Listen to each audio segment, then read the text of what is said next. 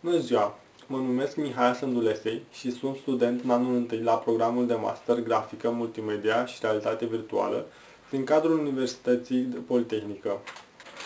Pasiunea mea pentru informatică a început la sfârșitul clasei a 8-a, când am hotărât să urmez un liceu cu profil real.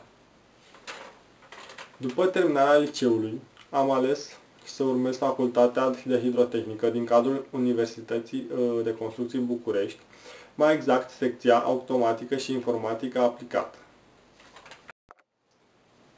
În cadrul acestei facultăți, am cunoscut mai detaliat universul automaticii și al programării, participând la numeroase stagii de pregătire din cadrul mai multor companii.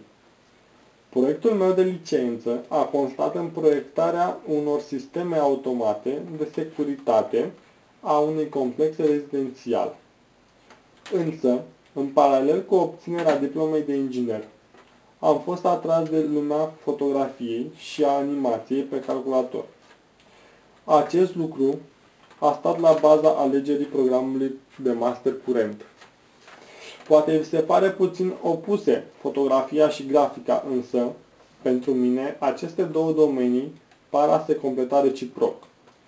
Fotografia a fost creată la bază pentru a surprinde realitatea, în timp ce grafica, la începuturi, era o proiectare a imaginației artistului. Dar, după cum bine știți, acum, aceste lucruri s-au întrepătruns și de multe ori chiar s-au schimbat.